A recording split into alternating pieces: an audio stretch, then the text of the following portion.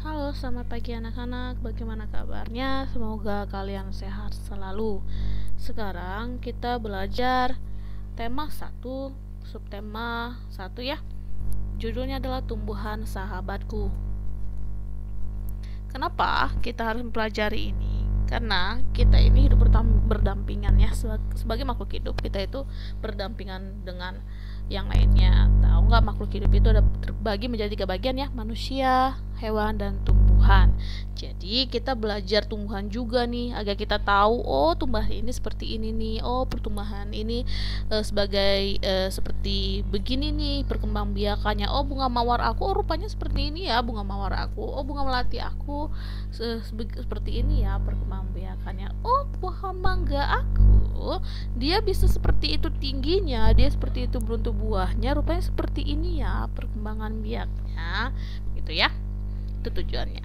Perkembangbiakan tumbuhan secara generatif. Berkembang biak merupakan peristiwa atau proses menghasilkan keturunan.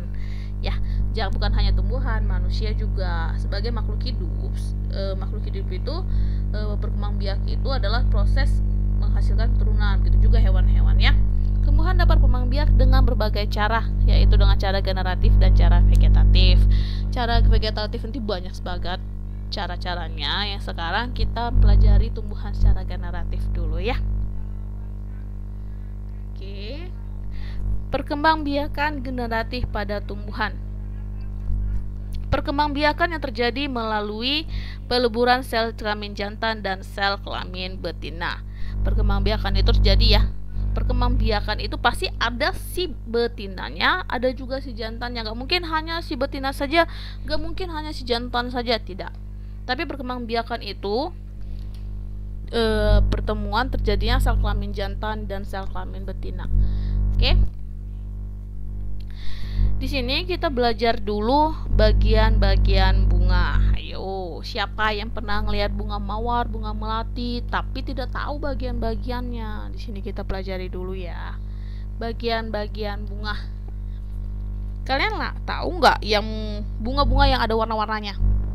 Ya, kan megang bunga ada warna-warnanya merah, putih, kuning. Itu disebut yang namanya mahkota. Ya, mahkota nih, mahkota. Nih, kelopak itu biasanya dia tuh di bawah bunga, dia yang menahan mahkota. Mahkotanya agar tidak jatuh gitu ya. Ini mahkotanya. Ya, ini kelopaknya mahkota ini. Dasar bunga adalah di sini. Tangkai bunga yang sering kita pegang nih, tangkai bunga. Oke, kepala putik ada di dalam. Di sini adalah putik dan benang sari. Lihat di sini. Apa sih yang namanya kepala sari dan putik? Coba kalian lihat pada halaman 4 buku kalian. Tumbuhan memiliki alat perkembangbiakan berupa bunga. Pada bunga umumnya terdapat benang sari dan putik. Lihat, dia terdapat benang sari dan putik. Ya, ini benang sari dan putik. Lihat, ini benang sari, ini adalah putik. Sel kelamin jantan terdapat pada benang sari. Lihat benang sari. Nah, ini merupakan sel kelamin jantan. Ya, benang sari merupakan sel kelamin jantan. Dan sel kelamin betina merupakan putik. Nih, lihat bentuknya putik gini ya. Beda. Benang sari seperti ini, putik seperti ini ya. Jadi dalam satu bunga itu terdapat yang namanya sel kelamin jantan dan sel kelamin betina ya. Oke, sekarang kamu perhatikan, kalau misalnya ada di halaman kamu bunga, coba kamu perhatikan yang mana, kamu tunjukkan sendiri pada diri kamu sendiri nih, yang mana bunga, yang mana mahkotanya, yang mana kelopaknya, kamu bisa perhatikan sendiri. Oke, sekarang kita masuk dalam macam-macam penyerbukan. Penyerbukan itu banyak macamnya, ya, banyak macamnya. Agar menghasilkan keturunan, bunga itu melakukan penyerbukan. Penyerbukan sendiri, yang pertama penyerbukan sendiri. Oh, sebelum masuk ke sini nih, penyerbukan biasanya itu tumbuhan itu biasanya dibantu perantara ya, bukan hanya dia lakukan sendiri, tapi ada perantaranya, ada si anginnya, boleh si angin, boleh si manusia itu sendiri, boleh dengan serangga misalnya kupu-kupu, capung, belalang itu bisa, burung, manusia, air, dan air itu bisa dilakukan, ada perantaranya ya. Macam-macam penyerbukan adalah satu penyerbukan sendiri. Penyerbukan sendiri merupakan jatuhnya serbuk sari di kepala putik pada bunga yang sama. Misalnya begini, satu tangkai bunga, tadi Miss bilang adalah satu tangkai bunga terdapat benang sari dan kepala putik ya, terdapat benang sari dan putik di dalam satu bunga yang sama. Di dalam satu bunga yang sama inilah mereka saling jatuh, serbuk sarinya jatuh kepala putik dalam satu bunga yang sama. Itu namanya penyerbukan sendiri. Yang kedua adalah penyerbukan tetangga. Penyerbukan tetangga adalah jatuhnya serbuk sari di kepala putik pada bunga yang masih satu tumbuhan. Misalnya kamu punya satu pot. Di dalam satu pot ini ada satu tumbuhan bunga mawar, tetapi ada dua tangkai. Ya, oke, paham ya? Satu pot ini terdapat dua tangkai si bunga. Yang satu misalnya dia menyerbukan serbuk sarinya ke kepala putik yang di bunga yang kedua, atau sebaliknya di bunga kedua menyerbukan serbuk sarinya ke kepala putik yang di tangkai bunga yang kedua. Paham ya?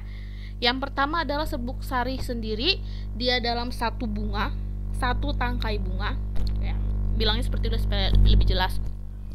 Penyerbukan sendiri satu tangkai bunga.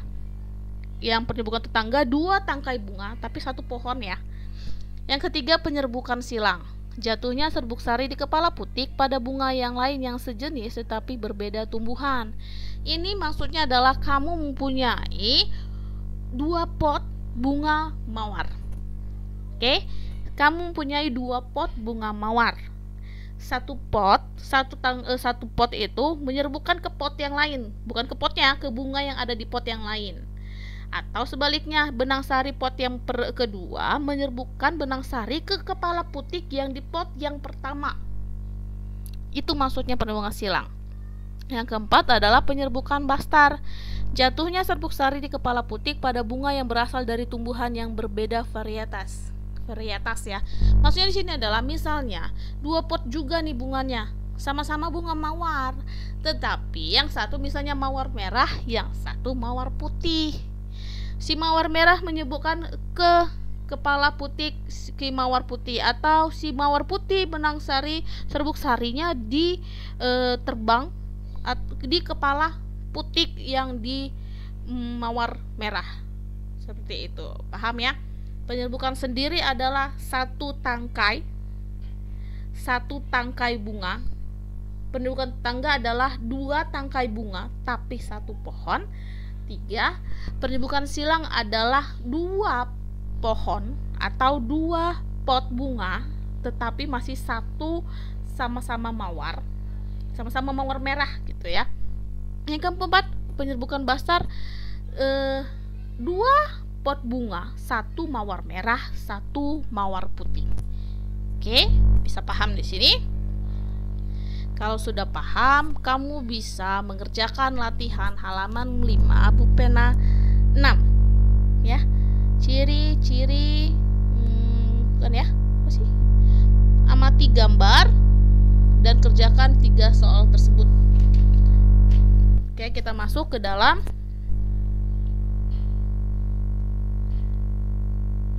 keadaan geografis kehidupan sosial budaya negara-negara di Asia Tenggara. Siapa yang belum tahu atau siapa yang sudah lupa negara-negara yang ada di Asia Tenggara? Kalau kamu sudah lupa lagi, kamu bisa belajar, kamu bisa lihat lagi di buku kamu kelas 5. Di situ dikasih tahu lagi siapa sih negara-negara Asia Tenggara, siapa sih negara tetangganya Indonesia. Indonesia berada di Asia Tenggara ya. Indonesia berada di Asia Tenggara. Jadi sesama Asia Tenggara itu kita bertetanggaan. Bagaimana sih keadaan geografisnya? Biasanya keadaan geografis yang ada di Asia Tenggara itu hampir sama ya. Kita itu biasanya hampir sama keadaan geografisnya. Kita memiliki gunung, sungai, itu kita memiliki hampir sama sebenarnya sesama Asia Tenggara.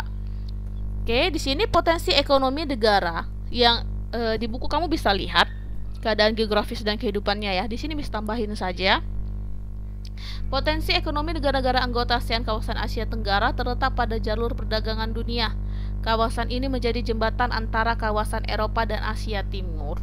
Oleh karena itu, Asia Tenggara menjadi wilayah persaingan bagi pihak-pihak yang ingin memanfaatkan kedudukan strategis kawasan ini. ASEAN berperan sebagai wadah untuk menghindari persengketaan yang mungkin timbul.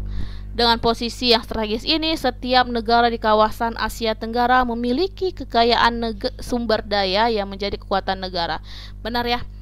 Bukan hanya Indonesia, negara tetangga kita juga memiliki namanya kekayaan sumber daya alam. Negara Asia Tenggara itu terkenal dengan namanya sumber daya alamnya yang sangat luar biasa. Kita sangat beruntung ya, kita sebagai negara yang memiliki sumber daya alam. Tapi kalau misalnya kita tidak menggunakan dengan baik, sia-sia juga. Jadi bagaimana kita memanfaatkan keadaan yang ada di sekitar kita. Oke. Yang pertama adalah Filipina. Filipina kamu bisa baca di buku juga ya. Ini bisa tambahin. Ingat, ini bisa tambahin. Kamu fokus ke buku kamu, buku pena. Ini adalah tambahan yang Miss ambil. Ya, kamu bisa baca dulu yang di buku kamu. Ini adalah tambahannya. Filipina adalah negara kepulauan yang mata pencaharian sebagian besar penduduknya adalah bidang pertanian. Sama kayak kita ya. Filipina berhasil menjadi salah satu negara di dunia yang dapat membangun dan mengembangkan pertaniannya dengan baik. Yang kedua, Brunei Darussalam. Negara ini terkenal dengan kekuatan sumber daya alam berupa minyak bumi dan gas alam. Brunei menjadi negara Asia Tenggara yang memiliki pendapatan per kapita tertinggi karena gas alamnya. Hebat ya. 3. Indonesia. Indonesia merupakan negara kepulauan terbesar di Asia Tenggara. Indonesia memiliki kekayaan alam yang melimpah dan juga keberagaman penduduknya yang kaya akan seni dan budaya. Kekayaan tersebut menjadi modal dasar bagi Indonesia untuk menjadi negara yang maju di Asia Tenggara. Saat ini, Indonesia mengekspor minyak dan gas bumi, tekstil, dan produk-produk dari kayu. Pertambangan menjadi salah satu pintu masuk para pengusaha manca negara ke Indonesia. Benar ya, kita itu banyak produk-produk kalau kayu-kayu dibilangnya. Adalah banyak tekstil juga masuk, produk-produk kayu juga masuk. Biasanya itu kayak pembuatan lemari-lemari ukir-ukiran gitu ya. Itu biasanya banyak diincar-incar orang luar negeri. Dan juga kita itu mempunyai namanya tambang emas yang besar ya. Itu ada Freeport di Papua. Itu banyak banget diincar oleh negara-negara karena memang sangat-sangat besar. Keempat adalah Laos. Laos bertengah dengan Kamboja. Negara ini dilewati oleh aliran sungai Mekong sama seperti di Kamboja. Kegiatan pertanian banyak dilakukan di sepanjang aliran sungai ini. Sebagian besar hasil pertanian dinikmati oleh masyarakat Laos, Kamboja. Nah, bisa dibilang Laos dan Kamboja ini sama kayak kita seperti Malaysia. Kita itu ada yang namanya satu pulau ya di Kalimantan sama Malaysia, itu sama kayak Laos dan Kamboja. Mereka itu ada perbatasannya. Mereka mempunyai satu pulau yang sama ya, sama kita Malaysia yang di Kalimantan. Di Kamboja mengalir sungai Mekong. Nah, sama kayak Laos tadi. Jadi di Kamboja dan Kamboja dan Laos itu sama-sama terdapat sungai Mekong. Daerah di sekitar sungai Mekong merupakan daerah yang subur. Mata pencarian penduduk Kamboja adalah pertanian. Hasil pertanian Kamboja yang besar adalah padi dan karet. Myanmar. Mata pencarian utama Myanmar adalah pertanian, perkebunan, dan pertambangan. Sama ya, bersama kayak kita juga. Padi merupakan hasil utama dari pertanian di sana ya. Myanmar merupakan salah satu negara penghasil terbesar di Asia, salah satu penghasil padi terbesar di Asia Tenggara. Oke, Myanmar juga, Indonesia juga. Jadi memang kebanyakan itu kita itu adalah kawasan Asia Tenggara itu merupakan negara kawasan agraris ya, kebanyakan namanya pertanian. Oke, selanjutnya Singapura. Singapura merupakan negara paling maju di kawasan ASEAN. Ya benar-benar. Letak Singapura sangat strategis. Saat ini Singapura menjadi negara transit teramai di Asia. Kenapa mereka menjadi negara yang sangat maju? Mereka banyak terdapat teknologi yang sangat maju. ya. Bagian kesehatan mereka sangat maju, teknologi mereka sangat maju. Makanya banyak banget yang namanya negara-negara juga, negara-negara lain selain Asia Tenggara itu banyak ke Singapura misalnya untuk melakukan uji coba, untuk melakukan yang namanya perobatan. Banyak ke Singapura karena memang mereka terkenal yang namanya teknologi dan kesehatan yang sangat maju ya. Thailand sering disebut sebagai lumbung padi di Asia Tenggara. Padi memang merupakan hasil pertanian terbesar dari negara ini. Selain itu, perkebunan, kehutanan, pertambangan, dan industri juga merupakan kegiatan ekonomi penduduk Thailand saat ini. Penghasilan utama Thailand adalah sektor pariwisata. Oke. Vietnam. Setelah pulih dari perang Vietnam, negara ini mulai berkembang di berbagai sektor perekonomiannya. Pariwisata dan turisme menjadi perkembangan ekonomi. Bidang pendukung lainnya seperti usaha jasa di bidang perhotelan, restoran, serta transportasi juga turut berkembang pesat. Oke, terakhir Malaysia.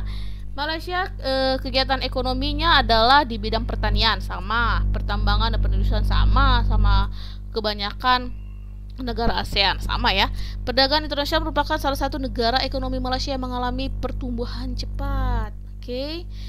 Peralatan elektronik, minyak dan gas bumi diekspor negara lain. Produk dari kayu, minyak sawit, karet, tekstil, sepatu dan bahan-bahan kimia diperdagangkan di dunia internasional. Untuk itu kita sebagai kamu juga ya. Kamu sih masih kecil, jadi masih banyak tahap-tahap yang harus kalian gunakan, kalian selesaikan, kalian tuju agar bagaimana Indonesia ini bisa menjadi negara-negara yang bersaing. Oke, tidak sesama negara lain, sesama negara Asia Tenggara, kita itu punya yang namanya kerja. Bagaimana caranya supaya Indonesia ini dapat diakui oleh negara-negara ASEAN? Bagaimana kita bisa mencapai keberhasilannya Malaysia, Singapura itu ada di tangan kita, termasuk kamu, termasuk kalian, termasuk anak-anak muda yang lainnya ya. Untuk itu rajin-rajinlah belajar, lain-lainlah menuntut ilmu, rajin-rajinlah mengembangkan bakat, mencari potensi yang ada di Indonesia, potensi kamu. Oke. Kita sudah selesai. Kamu kerjakan tugas. Oke, tugas kamu pada halaman 9 membuat clipping.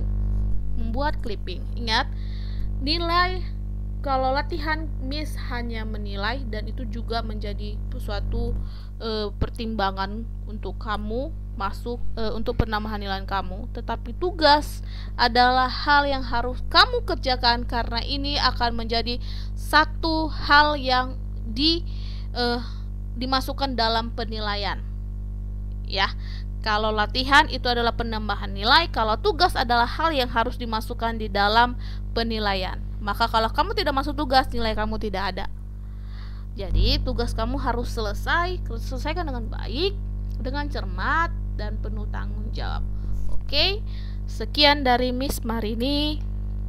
Sampai jumpa kembali.